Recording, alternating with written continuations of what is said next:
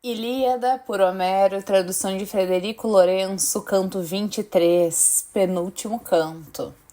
Desse modo choravam por toda a cidade. Porém os aqueus, assim que chegaram às naus e ao Helesponto, dispersaram-se e cada um foi para sua nau. Mas Aquiles não permitiu que se dispersassem os mirmidões, mas assim disse entre seus companheiros, amigos de combater: Mirmidões de rápidos poldros, meus fiéis companheiros, não soltemos ainda dos carros os cavalos de casco não fendido, mas com os próprios cavalos e com os carros nos aproximaremos para lamentarmos Patroclo, pois essa é a honra devida aos mortos. Depois que tivermos nos saciado do triste pranto, soltaremos os cavalos e aqui todos jantaremos. Assim disse, e eles lamentaram-se juntos, liderados por Aquiles. 3 vezes em torno do morto conduziram os corcéis de belas crinas, carpindo, e entre eles Tétis lhes despertou o desejo de chorar. Umedeceram-se as areias, umedeceram-se as armas dos homens com lágrimas, pois grande congeminador de debandadas era Patroclo, de quem agora sentiam tanta saudade, e entre eles foi o Pelida que iniciou o lamento violento, pousando as mãos assassinas no peito do companheiro. Saúdo-te, ó Patroclo, também agora na mansão de Hades. Todas as coisas eu cumpro que antes te prometi. Arrastei para cá Heitor, para os cães o comerem cru, e na tua pira funerária cortarei as gargantas de 12 gloriosos filhos dos troianos, irado porque foste chacinado. Assim disse, para o divino Heitor planejou atos sem vergonha, estatelando-o de cara para baixo na poeira em frente a esquife do Menécida. E cada um deles despiu as armas resplandecentes de bronze e soltaram os cavalos de sonoros relinchos. Depois se juntaram Danaldo, veloz e ácida, multidão incontável. Ele preparou-lhes a refeição fúnebre, e muitos bois lustrosos mugiram em volta da lâmina de ferro ao serem abatidos, muitas ovelhas e cabras balidoras, muitos porcos de brancas presas, ricos em gordura, foram chamuscados na chama de Hefesto por todo lado em torno do morto. Era tanto sangue que podia ser apanhado à taça. Depois, os reis dos aqueus levaram o soberano Pelida, de pés velozes, até o divino Agamenon. Com afinco o tinham convencido, tão irado ele estava pelo companheiro. Quando chegaram à tenda de Agamenon, logo ordenaram os arautos de voz penetrante que pusessem ao lume uma grande trípode, na esperança de convencerem o Pelida a lavar do corpo o sangue e a sujidade. Mas ele recusou-se terminantemente e jurou este juramento: Por Zeus, que é o mais excelso e melhor dos deuses, não é lícito que a água do banho chegue à minha cabeça antes de ter posto Patroclo na pira, de ter-lhe elevado um túmulo e de ter-lhe cortado o meu cabelo, visto que outro luto como esse não sobrevirá ao meu coração enquanto for vivo. Por agora, entreguemo-nos ao banquete odioso, mas ao nascer da aurora, ó soberano Agamenon, manda que se traga lenha e se prepare tudo a que o morto tem direito, na altura em que parte para a escuridão sombria, de modo a que o possa consumir o fogo indefectível depressa, e para longe das nossas vistas, para que o povo volte aos trabalhos. Assim falou, e eles deram-lhe ouvidos e obedeceram-lhe. Com urgência, cada um preparou a sua refeição. Comeram e nada lhes faltou naquele festim compartilhado. Mas quando afastaram o desejo de comida e de bebida, cada homem foi para sua tenda descansar. Mas junto da orla do mar marolhante estava Aquiles deitado, gemendo profundamente no meio dos numerosos mirmidões, em espaço aberto onde as ondas rebentavam na praia. Mas quando sobreveio o sono, que suavemente derramado à volta dele, lhe deslaçou as angústias do espírito, pois moídos estavam os membros de perseguir Heitor até Troia ventosa, aproximou-se a alma do infeliz Patroclo, em tudo semelhante a ele na altura e nos lindos olhos e na voz, e era a mesma roupa que vestia no corpo. Postou-se junto à cabeça de Aquiles e assim lhe disse: Tu dormes, ó Aquiles, e já te esqueceste de mim. Enquanto era vivo, não me descuraste, só agora que estou morto. Sepulta-me depressa para que eu transponha os portões do Hades. A distância me mantém afastado as almas, fantasmas dos mortos.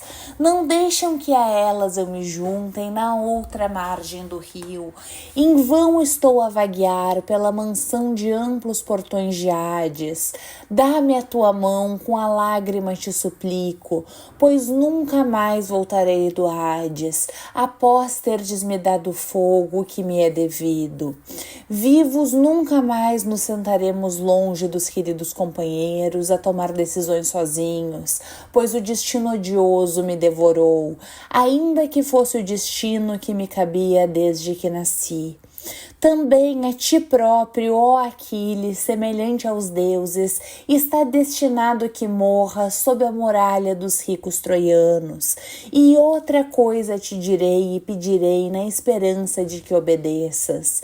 Não ponhas os meus ossos longe dos teus, ó Aquiles, mas juntos, já que fomos criados em vosso palácio, quando Menécio me trouxe, criança ainda de Opunte, para a vossa terra por causa de um homicídio funesto.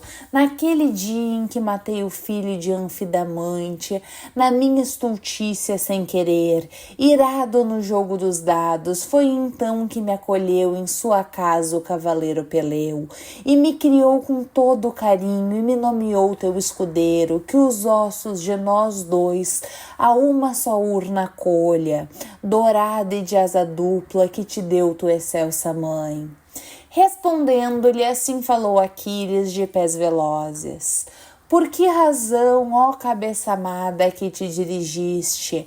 E por que me recomendas cada uma dessas coisas?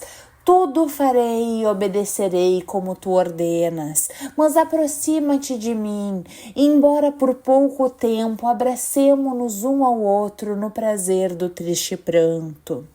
Assim falando, estendeu seus braços, mas não logrou agarrá-lo. Como um sopro de fumo, o fantasma partiu para debaixo da terra, balbuciando. Espantado, se levantou Aquiles e, batendo as mãos, proferiu essa palavra lastimosa: Ah, é verdade que até na mansão de Hades subiste uma alma e um fantasma, embora sem vitalidade alguma, pois toda a noite a alma do desgraçado Patroclo esteve junto de mim, chorando e lamentando-se, sobre cada coisa me deu recomendações, assombrosamente a ele se assemelhando. Assim falou, e neles todos despertou o desejo de chorar. Surgiu a aurora de róseos dedos enquanto eles carpiam em volta do pobre cadáver.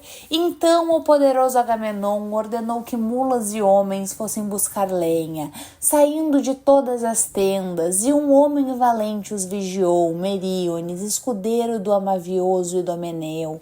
Partiram levando nas mãos machados rachadores de lenha e cordas bem torcidas. À frente deles foram as mulas. Muitas subidas, descidas, desvios e atalhos comportou o caminho, mas quando chegaram às faldas do Ida de muitas fontes, logo em seguida, com o bronze de longa lâmina, cortaram cavalhos de alta copa, e árvores com grande estrondo iam tombando. Depois os aqueus fenderam os troncos e ataram-nos atrás das mulas, e estas com as patas sulcavam a terra, apressando-se rumo à planície de denso matagal. Todos os lenhadores carregaram achas, pois assim ordenava Meríones, escudeiro do Amavioso Idomeneu. Na praia as dispuseram, cada um lá para onde Patroclo e a si próprio planejava Aquiles um grande túmulo. Depois que depuseram toda a parte a lenha incontável, ali se sentaram, permaneceram todos juntos. E Aquiles ordenou imediatamente aos mirmidões, amigos de combater, que se cingissem de bronze, que cada um que atrelasse aos seus cavalos. Levantaram-se e envergaram as armas e subiram para os carros. Guerreiros e aurigas, à frente foram os cavaleiros, depois de uma nuvem de peões. Incontáveis, no meio levaram Patroclo seus companheiros, cobriam como se de veste se tratasse, todo o corpo com seus cabelos cortados. O divino Aquiles segurava a cabeça chorando. Era irrepreensível o amigo que mandava para o Hades. Quando chegaram ao local que lhes indicara Aquiles, depuseram o morto e logo providenciaram lenha abundante. Foi então que pensou outra coisa o divino Aquiles de pés velozes. Pôs-se de pé, afastado da pira, e cortou uma loira madeixa, cujo comprimento ele mantinha prometido ao rio Esperqueio.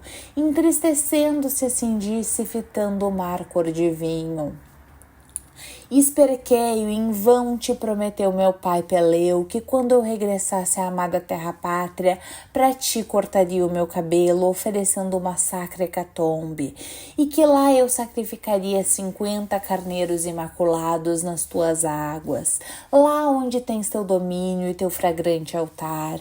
Assim prometeu o ancião, mas tu não fizesse cumprir a tua atenção.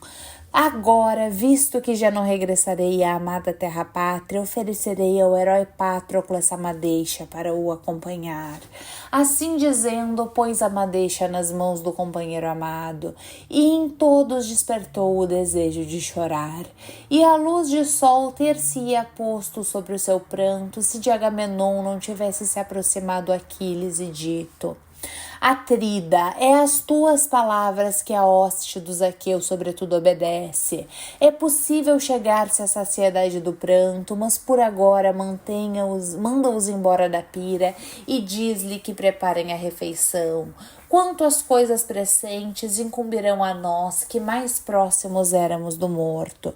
Conosco fiquem os regentes. Depois que isso ouviu Agamenon, soberano dos homens, logo dispersou a hoste pelas naus bem niveladas. Porém, os que eram mais próximos ficaram e amontoaram a lenha. Fizeram uma pira de 100 pés em cada direção e no topo da pira colocaram o morto. Enlutados no coração, muitas ovelhas robustas e bois de passo cambaleante esfolaram e prepararam a frente da pira, e dos animais todos tirou a gordura e com ela envolveu o morto magnânimo Aquiles. Dos pés à cabeça e em volta dele pôs as carcaças esfoladas, por cima colocou jarros de asa dupla de mel e azeite, reclinando-os contra o esquife. 4 cavalos de altos pescoços, ganindo e gemendo, ele atirou depressa sobre a pira.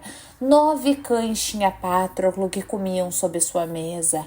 A 2 desses Aquiles cortou a garganta e atirou-os sobre a pira. E 12 nobres filhos dos magnânimos troianos ele degolou com o bronze, pois pusera no espírito trabalhos ruins. Lançou a força férrea do fogo para que lavrasse. Em seguida chorou e chamou o amigo amado pelo nome. Saúdo-te, ó Patroclo, também agora na mansão de Hades. Todas as coisas eu cumpro que antes te prometi. 12 nobres filhos dos magnânimos troianos, contigo a todos o fogo devorará. Porém não darei, Heitor Priamida, ao fogo para ser comido, mas sim aos cães. Assim falou com ameaça, só que com Heitor não se afadigavam os cães, pois afastavam-os a filha de Zeus Afrodite, de dia e de noite, ungindo-o com óleo de rosas ambrosial, e para que Aquiles não o lacerasse quando o arrastava. Por cima dele trouxe uma nuvem escura, Febo Apolo, do céu para a planície cobriu todo o terreno onde jazia o cadáver, para que antes do tempo a força do sol não mirasse a carne nos seus músculos e membros. Todavia, a pira de Patroclo morto não pegava fogo. Foi então que pensou outra coisa o divino Aquiles de pés velozes. Afastou-se da pira e rezou aos dois ventos, aos Bóreas e ao Zéfiro, e prometeu-lhes belas oferendas, vertendo muitas libações de uma taça dourada. Implorou-lhes que viessem para que depressa os cadáveres ardessem com fogo e a lenha se apressasse a atear-se. Imediatamente ouviu Íris e sua prece foi logo transmitir aos ventos a mensagem. Ora, os ventos banqueteavam-se todos juntos na casa do Zéfiro de rajadas ferozes.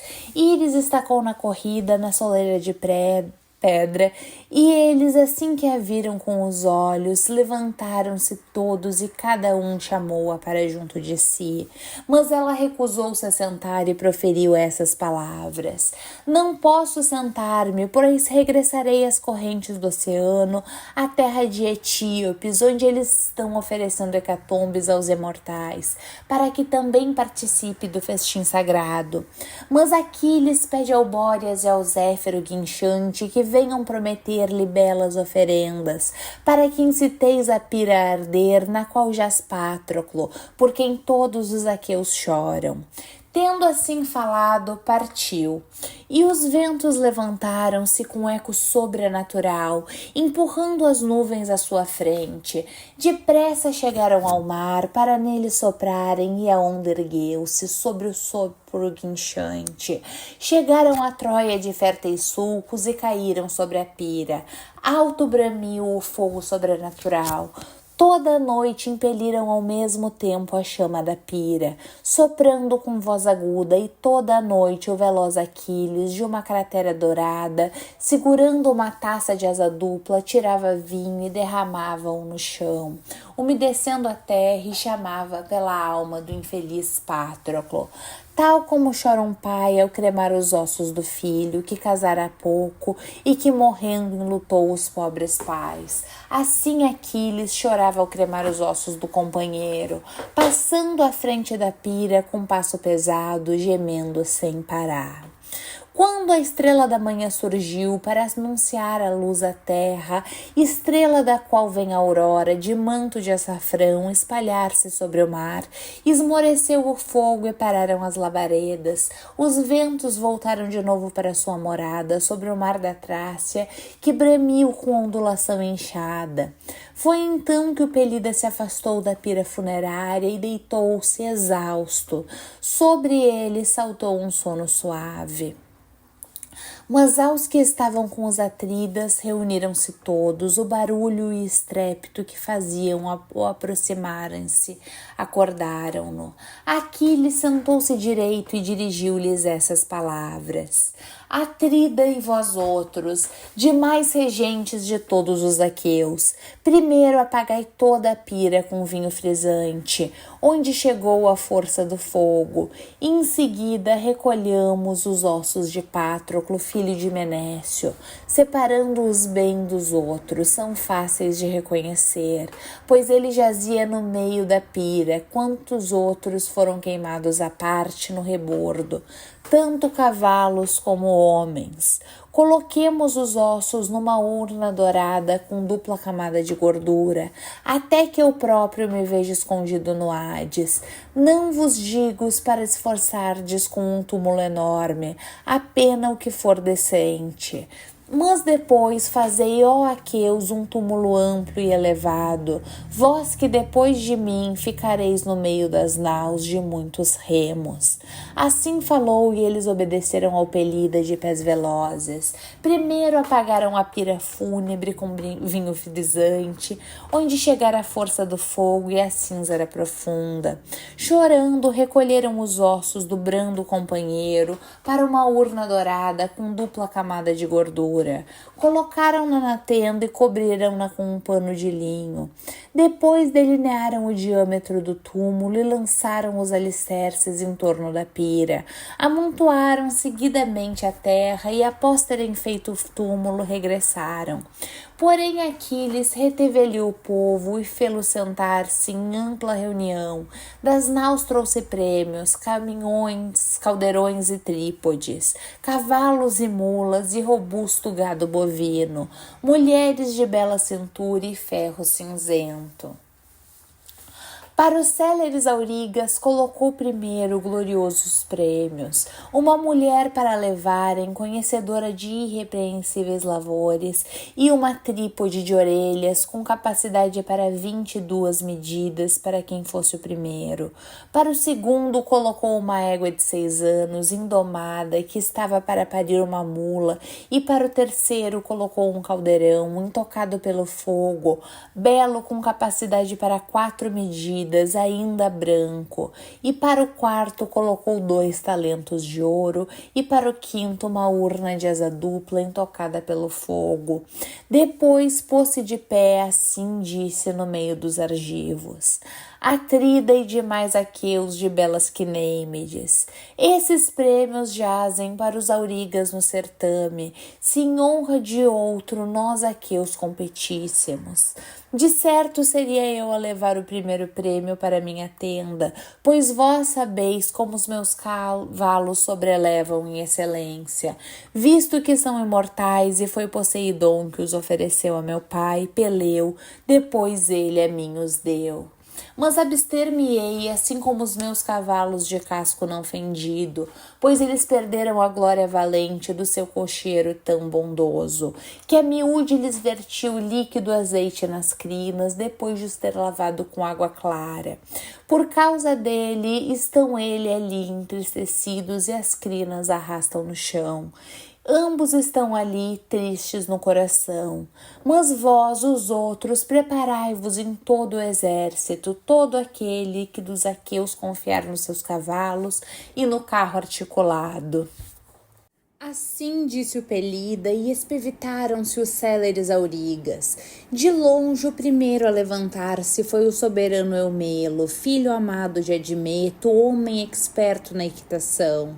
A seguir, levantou-se o Tidida, o possante Diomedes, que conduzia sob o jugo os cavalos de Tros, que antes ele arrebatara a Enéas, embora Enéas arrebatasse Apolo. A seguir, levantou-se o Atrida, o loiro Menelau, criado por Zeus, que conduzia sob o jugo cavalos velozes. Eta, égua de Agamenon, e o seu próprio cavalo Podargo. A égua fora oferecida a Agamenon pelo filho de Anquises, Euquépolo, para que ele não viesse para a ilha ventosa, mas ficasse antes em casa, gozando o prazer, pois dera-lhe Zeus uma grande fortuna e vivia na ampla Sición. Essa era a égua que Menelau conduzia, ávida de correr. Em quarto lugar, preparou Antíloco seus corcéis de belas crinas, filho glorioso de Nestor, soberano de sublime coração, filho de Neleu. Nascidos em Pilos eram os cavalos de céleres patas que puxavam o carro. Junto deles chegou seu pai para o aconselhar, como homem sensato para outro avisado. Antíloco, embora na verdade sejas ainda jovem, estimaram-te Zeus e Poseidon e ensinaram-te toda a arte da equitação. Por isso, dar-te lições é coisa que não precisas. Sabes bem como contornar o poste, só que os teus cavalos são os mais lentos na corrida.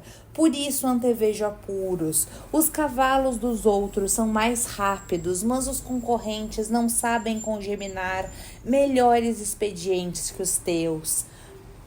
Ora então, meu querido, lança no espírito a argúcia toda, para que não te fujam os prêmios. Pela argúcia é melhor o lenhador do que pela força. É pela argúcia que o timoneiro no mar cor de vinho mantém direita a nau veloz assolada pelos ventos. E pela argúcia o auriga sobreleva o outro auriga, outro homem confiante nos cavalos e no carro. Muito serpenteia à toa para um lado e para o outro, e seus cavalos vagueiam no curso e não os controla. Mas aquele que tem a mente arguta, embora conduza cavalos piores, fita sempre o poste e vira quando está perto, nem descura, como ao princípio deve segurar as rédeas de couro bovino, mas segura-as atinado e observa o concorrente da frente. Agora falar-te-ei de um sinal claro que não te passará despercebido. Há um tronco de madeira que se eleva uma braça acima do chão, de carvalho ou de pinho, não apodrece devido à chuva, e de cada lado estão encostadas duas brancas pedras. Na junção do curso e a pista hipodrômica é lisa em volta. Porventura será o túmulo de um homem há muito falecido, ou então trata-se do poste das corridas de homens antigos. Mas agora escolheu como poste o divino Aquiles de pés velozes. Aproximando-te de perto, conduz o carro e os cavalos, mas pela tua parte inclina-te no carro bem entrançado para a esquerda da parelha. Ao cavalo de lado direito aplica o acicate, chamando por ele.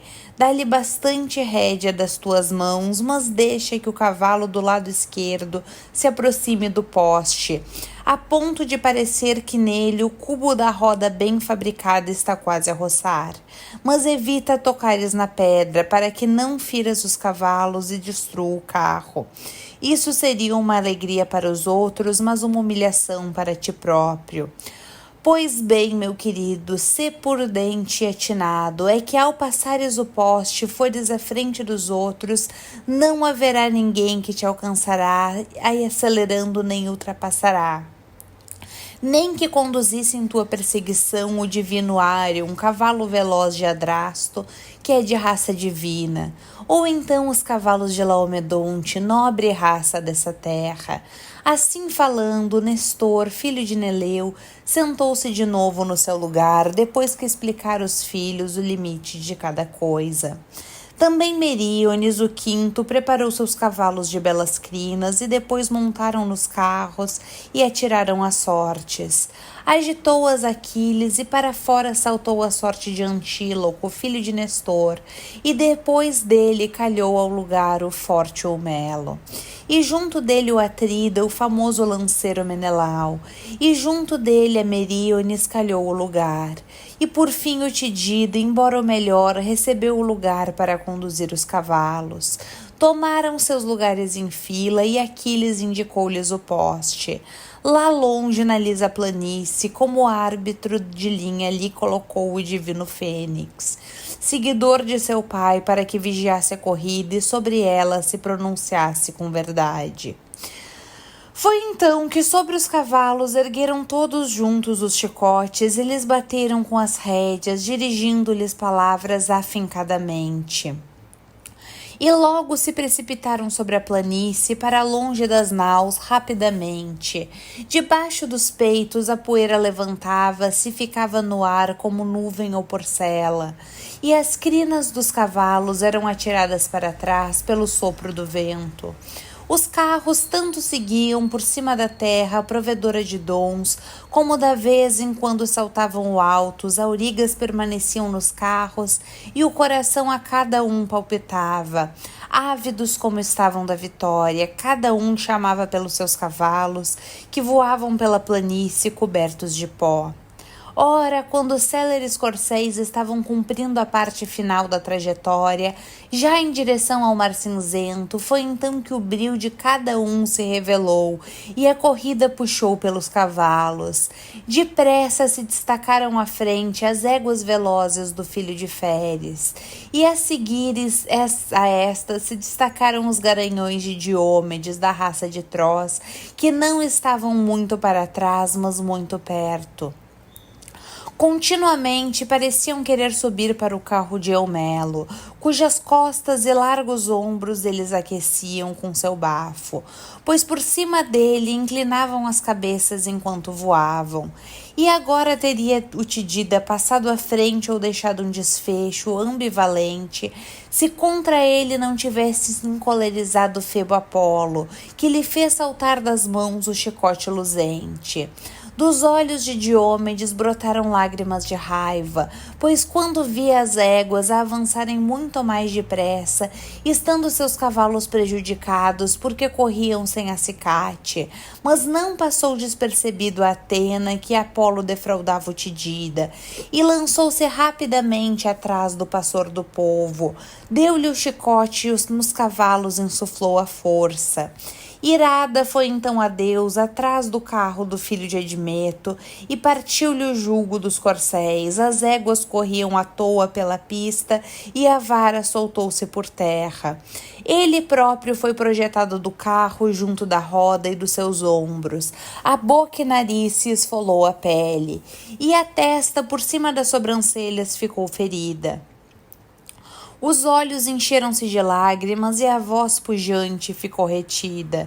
O Tidida virou, controlados os seus cavalos de casco não fendido, saindo muito à frente dos outros. É que Atena insuflara força nos cavalos para lhe outorgar a glória. A seguir vinha o Atrida, o loiro Menelau. Porém, Antíloco gritou aos cavalos de seu pai: Ide em frente também vós, esforçai-vos o mais rápido que puderes. Com aqueles cavalos acolá, não vos ordeno que compitais, com os corcéis do fogoso Tidida, aos quais Atena agora conferiu velocidade e ao próprio outorgou a glória, mas ultrapassai os cavalos do Atrida, não fiqueis para trás, rapidamente, para que sobre vós não verta vergonha. Eta que não passa de uma fêmea, deixai-vos ultrapassar, ó caros. Por isso vos direi coisa que não ficará sem cumprimento. Contemporização alguma não terá Nestor, o pastor do povo, mas imediatamente vos matará com o bronze afiado, se devido à vossa falta de empenho levarmos um prêmio reles. Segui, pois, atrás deles e apressai-vos o mais rápido que puderdes. E agora essas coisas congeminarei eu próprio e planejarei para os ultrapassarmos na pista estreita. Não estarei desatento. Assim falou, e os cavalos, aterrorizados pela repreensão do amo, avançaram mais rápidos. Durante pouco tempo, mas logo discerniu um estreito na pista oca Antíloco, tenaz em combate. Era uma greta no chão onde as chuvas invernosas haviam arrancado parte do caminho e todo o terreno se afundara. Por aí foi Menelau para evitar as ultrapassagens dos outros, mas Antíloco virou os cavalos de casco não fendido para fora da pista e seguiu Menelau, um pouco desviado. O Atrida ficou cheio de medo e vociferou a Antíloco: Antíloco, és irresponsável a conduzir, controla os teus cavalos. A pista aqui está mais estreita, mas depressa ficará mais larga. Não queira prejudicar-nos a ambos, dando cabo do meu carro. Assim falou, mas Antíloco conduziu com maior velocidade, aplicando o chicote, fazendo de conta que nada tinha ouvido. Tão longe quanto é o percurso do disco lançado do ombro por um homem ainda novo fazendo a prova da sua juventude. Tão longe assim correram, mas as éguas do Atrida ficaram para trás, pois ele próprio voluntariamente não as incitava. Não fossem os cavalos de casco não fendido colidir na pista, ficando revirados os carros bem entrançados e eles próprios tombados na poeira por causa da sua ânsia pela vitória. Repreendendo-lhe, falou o loiro Menelau: Antíloco, nenhum outro mortal é mais pernicioso que tu. Vai para o raio que te parta. Falsamente nós aqueus te consideramos um homem sério, mas não levarás o prêmio sem jurares primeiro. Assim dizendo, gritou e chamou pelas suas éguas: Não desistais e não fiqueis paradas de coração triste. Fatigar-se-ão os pés e os joelhos deles antes dos vossos, pois do que tem falta ambos os cavalos é de juventude. Assim falou, e as éguas receosas, por causa da repreensão do amo, avançaram mais rápidas e depressa apanharam os outros. Os argivos sentados na assembleia olharam para os cavalos, que por sua vez voavam pela planície, cobertos de pó. O primeiro a discernir os cavalos foi Idomeneu, o rei dos cretenses, pois estava sentado, alto, afastado da assembleia, numa atalaia. Quando ouviu a voz daquele que grita, ainda que lá longe reconheceu-a, discerniu um cavalo a avançar, visível em frente. Todo ele escuro no resto do corpo, mas que na testa tinha um sinal branco que era circular como a lua. Pôs-se de pé e assim disse entre os argivos: Ó amigos, comandantes e regentes dos argivos, sou só eu que vislumbro os cavalos ou também vós? Parece-me que são outros os cavalos que vão à frente e outro é o auriga que aparece. As éguas terão algures, na planície sofrido algum dano, elas que iam à frente, pois na verdade eu as via contornar primeiro o poste. Mas agora em parte algumas vejo, embora por todo lado meus olhos num relance apanhem a planície troiana quando olho. Será que as rédeas fugiram ao auriga e que ele não pôde contornar bem o poste, tendo-lhe saído mal a volta? Penso que ali terá tombado e dado cabo no carro e as éguas terão saído da pista, quando o terror se apoderou de seu espírito.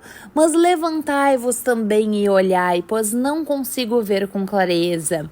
Parece que o homem à frente é de Racetólia, soberano entre os Dânaos, o filho de Tideu, domador de cavalos, o potente Diômedes.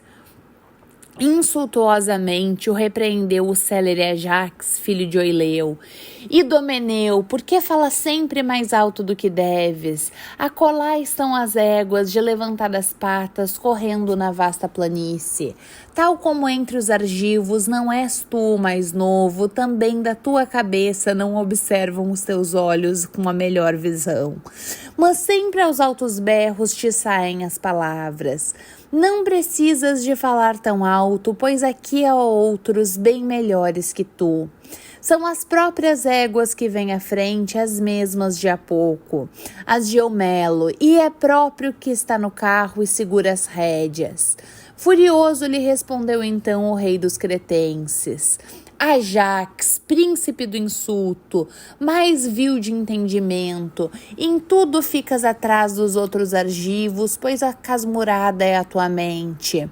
Anda cá, apostemos uma trípode ou um caldeirão, e que entre nós arbítrio atrida Agamenon sobre quais são as éguas que vão à frente, para que aprendas, mas a pagar. Assim falou e logo se levantou o célere Ajax, filho de Oileu, furibundo, para lhe responder com palavras ásperas. E mais longe teria chegado a alteração de ambos se o próprio Aquiles não tivesse levantado e dito: Não respondais um ao outro com palavras insultuosas, ó Ajax e Idomeneu, nem com palavras vis, pois não vos fica bem. Cada um de vós está zangado com o outro por ter feito tal coisa. Mas senta-vos aqui na assembleia e observai os cavalos. Rapidamente, na sua ânsia de vencer, aqui chegarão. Nessa altura, conhecereis cada um de vós os cavalos dos argivos, os que chegam em segundo lugar e os que chegam em primeiro. Assim falou, e o Tidida, lançado, chegou ali muito perto, sempre a manusear o chicote e a partir do ombro. E os cavalos saltavam alto enquanto seguiam depressa seu caminho. Continuamente, bocados de pó assaltavam o ariga. E o carro, trabalhado com ouro e estanho, corria atrás dos cavalos de céleres patas. Não era grande o rastro das extremidades das rotas, deixados na fina poeira, pois a parelha voava depressa. Pôs-se de pé no meio da assembleia e o suor escorria abundante até o chão dos pescoços e peitos dos cavalos. E o próprio Diômedes saltou para o chão do carro reluzente e encostou o chicote contra o jugo. Não se atrasou o possante Esténelo, mas depressa agarrou no prêmio e deu-o aos altivos companheiros para levarem, a mulher e a trípode de orelhas. Depois desatrelou os cavalos. A seguir foi Antíloco, da linhagem de Neleu, que conduziu os cavalos. tendo ultrapassado Menelau pela astúcia e não pela velocidade. Mesmo assim, Menelau veio logo a seguir com seus cavalos, tanto quanto da roda disto o cavalo que leva o amo, através das planícies, esforçando-se por puxar o carro. No rebordo da roda tocam as últimas crinas da cauda, pois a roda corre atrás e não é grande o espaço de permeio quando corre sobre a ampla planície. Assim era a distância entre Menelau e o irrepreensível Antíloco, embora antes tivesse ficado para trás, tão longe quanto alguém lança um disco, mas depressa o apanhou, pois valeu-lhe a força excelente da égua de Agamenon. Eta de belas crinas, e se a pista tivesse sido mais longa para ambos, tê-lo-ia ultrapassado e o caso não teria ficado na dúvida. Porém Meríones, valoroso escudeiro de Idomeneu, distava do glorioso Menelau o arremesso de uma lança. É que mais lentos eram seus cavalos de belas crinas, além de que ele próprio era o pior a conduzir carros na corrida. O filho de Admeto chegou em último lugar, atrás de todos, arrastando o belo carro e conduzindo em frente os cavalos. Ao vê-lo, se compadeceu o divino Aquiles, de pés velozes e de pé no meio dos argivos, disse palavras aladas. Por último, seus cavalos de carro não fendido conduz o melhor homem. Demos-lhe um prêmio, pois fica bem, o segundo prêmio, e que o primeiro leve o filho de Tideu. Assim falou e todos concordaram fazer como mandara. E agora ter-lhe-ia dado a égua com a anuência dos aqueus, se Antíloco, filho do magnânimo Nestor, não se tivesse levantado para exigir do pelida Aquiles o que lhe era devido. Ó Aquiles, muito me zangarei contigo se cumprires essas palavras. Está na disposição de me defraudares o prêmio, convencido de que o carro e os velozes cavalos dele sobraram. Apesar dele ser um homem valoroso, ele deveria ter aos imortais dirigido preces. Desse modo não teria acabado a corrida em último. Se tens pena dele e se ele se tornou amável ao teu coração, na tua tenda tens muito ouro, tens muito bronze e ovelhas. Tens ainda servas e cavalos de casco não fendido. Desses tesouros, tira depois um prêmio melhor para lhe dares, ou então já imediatamente para que te louvem os aqueus. Mas eu não cederei a égua, quem dos homens a quiser, que se haja comigo e lute com a força das mãos. Assim disse, sorriu o divino Aquiles de pés velozes, embevecido com Antíloco, que era seu companheiro amado. E respondendo, lhe proferiu palavras aladas. Antíloco, se me ordenas que da minha casa eu ofereça outro presente a Eumelo, também isso eu cumprirei. Dar-lhe-ei a couraça que arrebatei a Asteropeu. É de bronze e tem por cima adornos circulares de estanho brilhante. Ser-lhe-á de grande valor.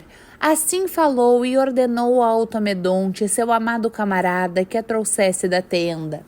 Ele foi depois e veio trazê-la.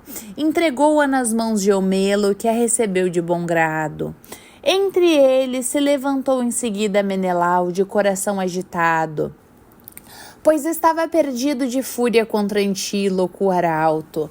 Pôs-lhe o cetro nas mãos e ordenou aos argivos que se calassem. Assim disse o homem semelhante aos deuses. Antíloco, tu que antes eras prudente, que coisa foste fazer?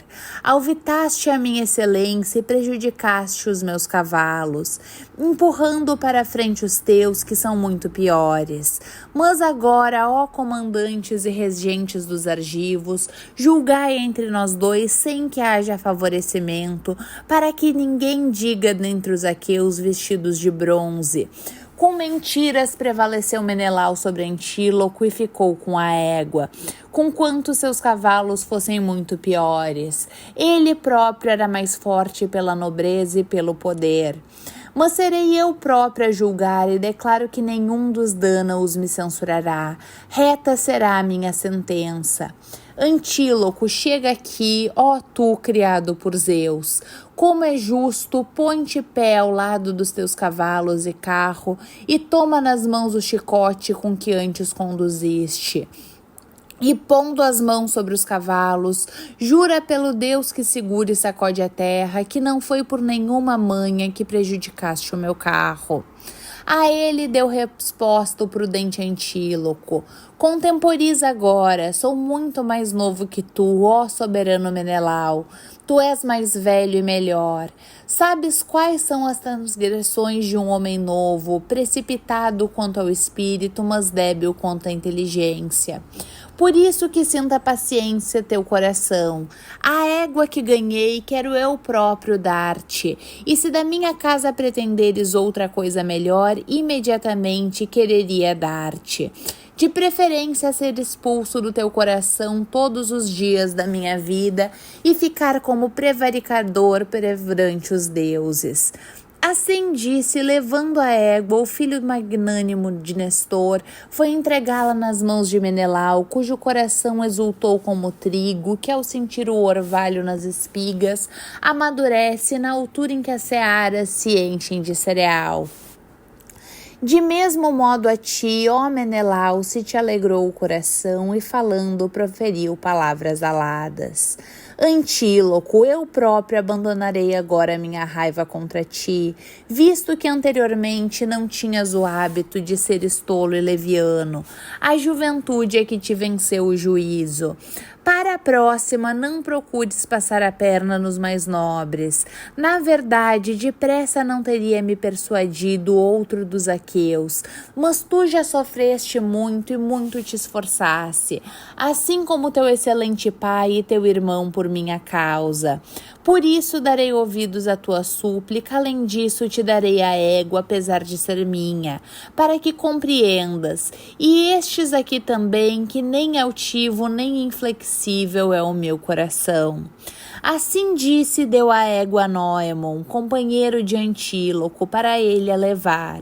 E ele, por sua vez, escolheu o caldeirão refulgente. E Meríones pegou nos 2 talentos de ouro, pois chegara em 4º lugar. Mas o 5º prêmio ficou para trás, a urna de asa dupla. Então Aquiles deu-a a Nestor, levando-a através da reunião dos argivos. E assim lhe disse perto dele: fica também tu agora, ó ancião, com esse tesouro, como recordação do funeral de Patroclo, pois a ele nunca mais tu verás no meio dos argivos.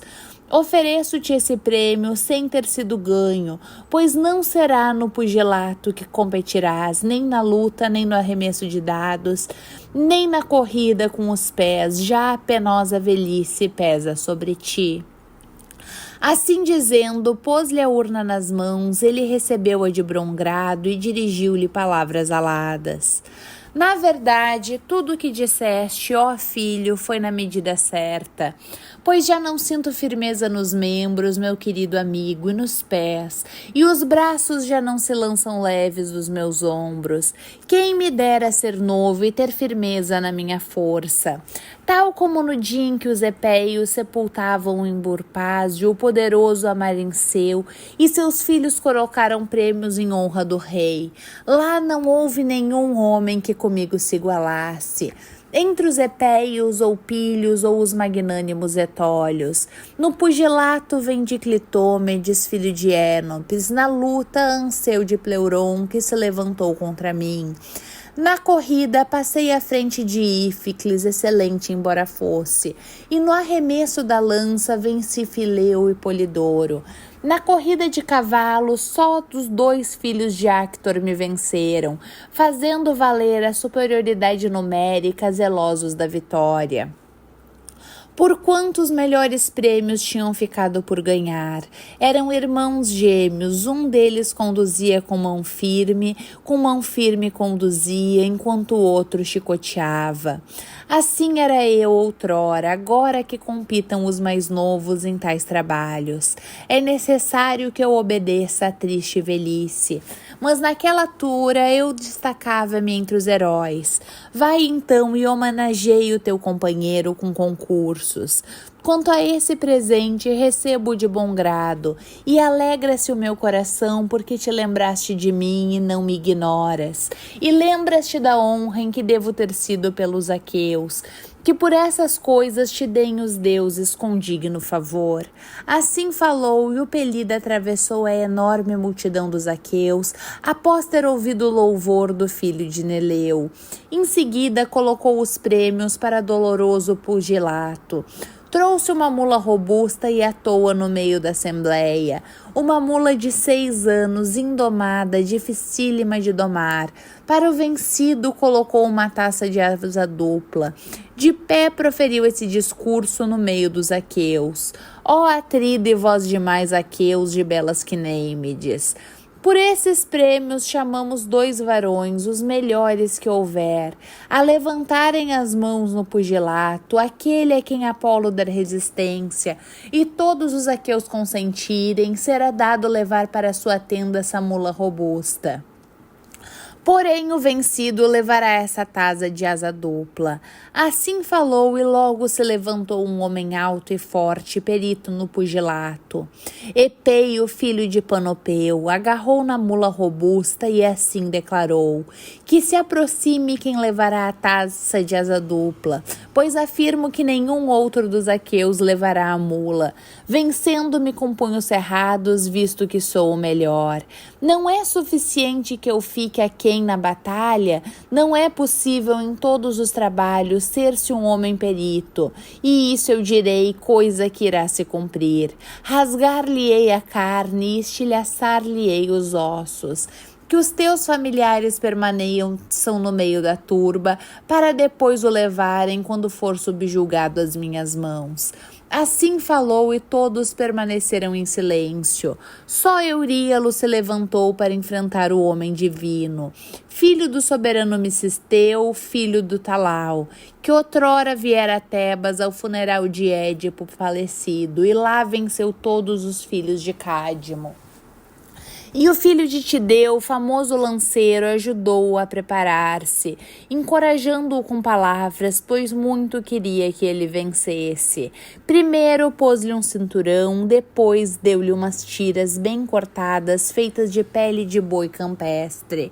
Após terem cingido, ambos avançaram para o meio da assembleia e, erguendo as mãos, embateram ambos e enrolaram-se um com o outro com murros pesados.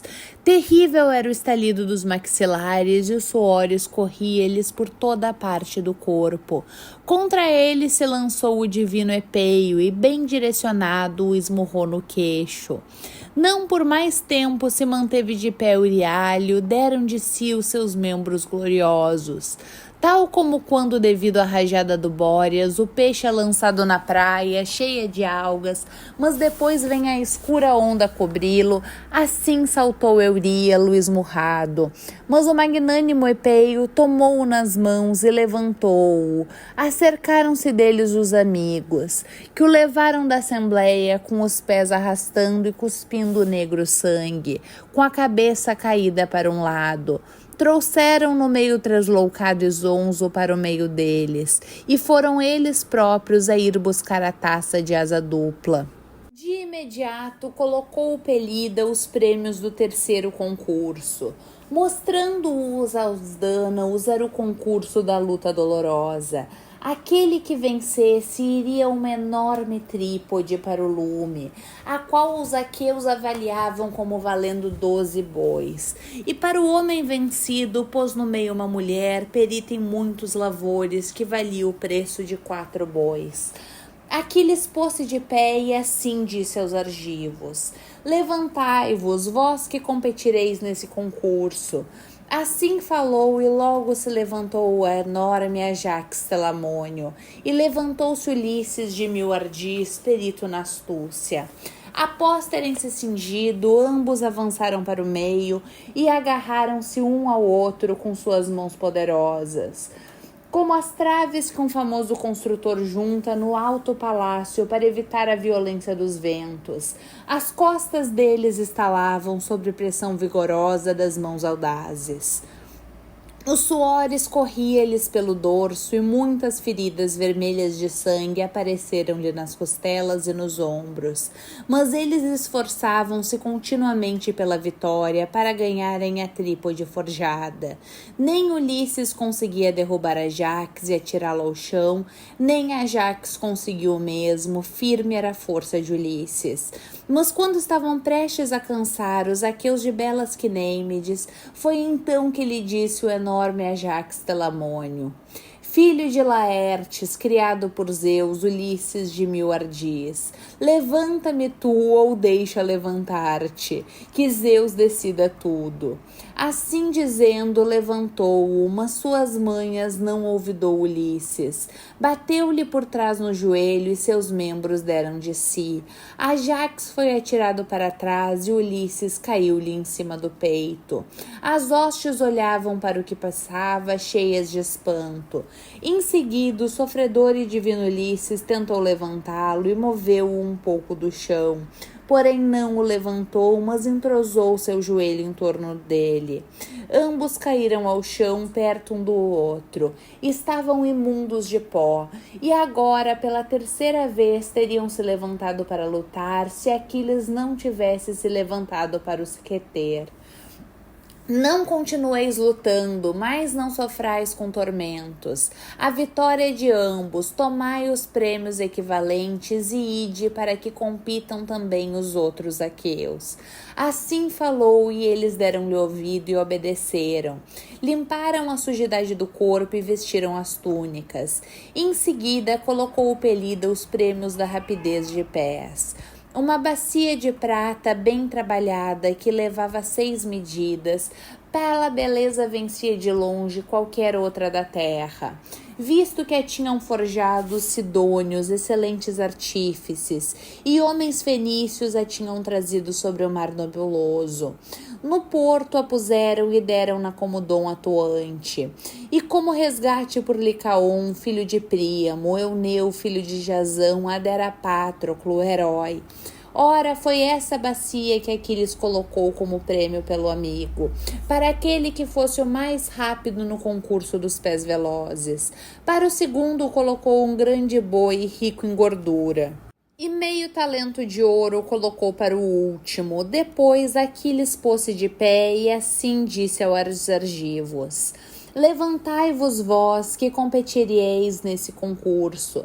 Assim falou, e logo se levantou o célere Ajax, filho de Oileu, e Ulisses dos mil ardis, em seguida o filho de Nestor Antíloco, pois ele vencia todos os mancebos na rapidez dos pés. Posicionaram-se em fila e Aquiles indicou a meta. Desde a marca da partida foi-lhes traçado um curso. Depressa se destacou o filho de Oileu. O divino Ulisses vinha atrás dele muito perto, tão perto como do peito de uma mulher de bela cintura está a roca quando com as mãos estica o fio. E segurando a roca perto do peito, assim perto corria Ulisses, e os seus pés pisavam as pegadas de Ajax antes que as cobrissem o pó. E sobre a cabeça de Ajax vertia seu hálito o divino Ulisses, correndo sempre em frente. Todos os aqueus gritavam aquele homem ávido de vitória, chamavam por ele que tanto se esforçava. Mas quando chegaram à parte final da corrida, Ulisses rezou a Atena de olhos esverdeados no seu coração: ouve-me, ó deusa, vem como auxiliadora dos meus pés. Assim falou rezando e ouviu-o Palas Atena, tornando-lhe os membros mais leves os pés e as mãos. Ora, quando estava prestes a chegar rapidamente aos frêmios, foi então que Ajax escorregou, pois Atena o prejudicara, no local onde estava o esterco dos bois de fortes mugidos, que em honra de Patroclo matara Aquiles de pés velozes. E com os estercos dos bois ficou cheia sua boca e narinas. Assim sendo, o sofredor divino Ulisses pegou na bacia, visto que chegara primeiro, e o glorioso Ajax ficou com o boi. De pé, segurando com as mãos o chifre do boi campestre, cuspiu o esterco e assim disse no meio dos argivos: Ah, foi a deusa que me prejudicou os pés. Ela que sempre está do lado de Ulisses como uma mãe a ajudá-lo. Assim falou e aprazivelmente todos se riram dele. E Antíloco pôde então levar o último prêmio e sorrindo assim disse no meio dos argivos: direi a vós algo que já sabeis, ó amigos. Agora os imortais honram os homens mais velhos, pois Ajax é só um pouco mais velho que eu, mas Ulisses é de anterior geração, de homens anteriores. Disse que bem vigorosa é a idade com que ele está, mas difícil seria para os aqueus competir com eles na corrida, à exceção de Aquiles. Assim falou, glorificando Pelida de pés velozes. E Aquiles respondeu-lhe com essas palavras: Antíloco, não será em vão que teu elogio foi proferido, mas acrescentarei ao teu prêmio mais meio talento de ouro. Assim dizendo, pôs-lhe ouro nas mãos, que ele recebeu exultante. Ora em seguida colocou o Pelida uma lança de longa sombra no certame, assim como um escudo e um elmo. Eram as armas de Sarpedon que Patroclo lhe despira. Pôs-se de pé e assim disse no meio dos argivos: para ganhar esses prêmios, chamamos 2 varões, os melhores, a envergarem as armas e empunharem o bronze que corta a carne, para a prova se porem entre si à frente da multidão. Ao que atingir primeiro a bela carne do outro, chegando às vísceras através da armadura e ao negro sangue, eu darei essa espada trabalhada com prata, a espada bela da Trácia que arrebatei a Esteropeu, e que essas armas levem ambos para partilharem, e preparemos para eles um bom banquete nas tendas. Assim disse, logo se levantou o enorme Ajax Telamônio e levantou-se o Tidida, o possante Diômedes. Depois que se armaram, cada um do seu lado da turba, avançaram ambos para o meio, ávidos de pelejar. Lançando olhares terríveis, o espanto dominou os aqueus, mas quando já estavam perto, avançando um contra o outro, 3 vezes arremeteram e 3 vezes embateram. Então Ajax desferiu um golpe no escudo bem equilibrado, mas não chegou à carne. É que a coraça parou o golpe. Por seu lado, Tidida tentava sempre por cima do escudo, ingente a chegar ao pescoço, com a ponta da lança luzente. Foi então que os aqueus tiveram receio por Ajax e ordenaram a ambos que parassem e recebessem prêmios iguais. Porém, ao Tidida deu o herói a grande espada, juntamente com a bainha e o bem cortado baudrier. Em seguida, colocou o Pelida um pedaço maciço de ferro que outrora costumava lançar a grande força de Hestion. Porém, chacinara o divino Aquiles de pés velozes e levar o ferro nas naus com os outros tesouros.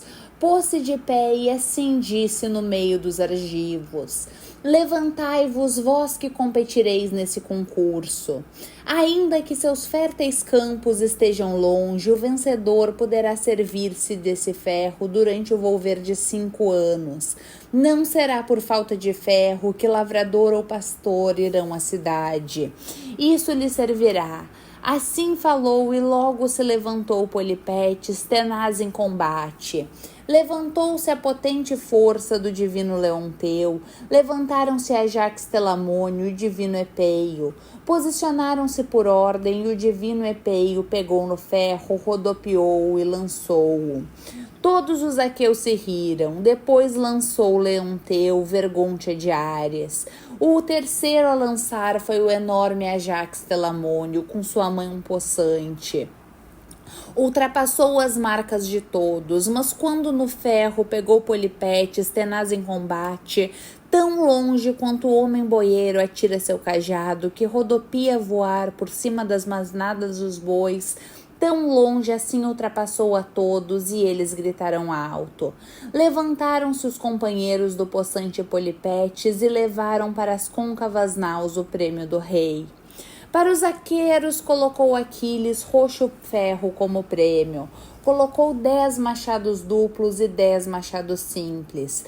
colocou o mastro de uma nau escura à proa, lá longe no areal, e com uma corda fina atou uma pálida pomba pela pata, e ordenou-lhes que contra ela disparassem. Quem acertar na pávida pomba poderá soerguer e levar para casa os machados duplos. Quem acertar na corda, falhando o alvo da ave, será o pior arqueiro, pelo que levará os machados simples. Assim falou, e logo se levantou a força do rei Teucro, levantou-se Meríones, valoroso escudeiro de Idomeneu. Escolheram as sortes e agitaram-as num elmo. Foi a Teucro que coube o primeiro disparo. De imediato disparou com força a seta, mas não prometeu ao soberano que lhe daria uma famosa hecatombe de cordeiros primogênitos. Não acertou na ave, pois tal lhe sonegara Apolo, mas acertou na corda junto da pata e que a ave estava atada. E a seta amarga cortou a corda completamente, e a pomba voou para o céu e a corda ficou pendurada. Descaída por terra, logo os aqueus gritaram alto. Porém Meríones arrebatou o arco das mãos de Teucro, pois segurara uma seta enquanto Teucro disparava, e de imediato prometeu ao Apolo que acerta ao longe uma famosa hecatombe de cordeiros primogênitos. Muito alto sob as nuvens discerniu a pávida pomba. Acertou nela em cheio, debaixo da asa, enquanto rodopiava. A seta trespassou-a por completo e caiu por terra, à frente dos pés de Meríones. Mas a pomba aterrou no mastro da nau de escura proa, com o pescoço de bandas e as asas de densas penas caídas. Rápida lhe fugiu a vida dos membros, caiu longe do mastro. O povo olhava cheio de espanto. Meríones soergueu os 10 machados duplos e Teucro os levou os simples para as naus recurvas. Depois o Pelida colocou uma lança de longa sombra em um caldeirão intocado pelo fogo no valor de um boi, cinzelado com flores. Levantaram-se os atiradores de dardos. Levantou-se o atrida Agamenon de vasto poder e Meríones, valoroso escudeiro de Idomeneu. Entre eles falou então o divino Aquiles de pés velozes. Atrida, que na verdade nós sabemos como superas todos os outros, e na capacidade e no arremesso de dardos és o melhor. Leva tu então esse prêmio e vai para as côncavas naus. Quanto à lança, queiramos dá-la ao herói Meríones. Se tal consentir teu coração, é isso que eu quero. Assim falou e não lhe desobedeceu o soberano dos homens. Deu a bronze e a lança a Meríones e em seguida o herói Agamenon deu ao arauto Taltíbio o lindíssimo prêmio. Fim do 23º canto. Volto assim que possível com o 24º e último canto.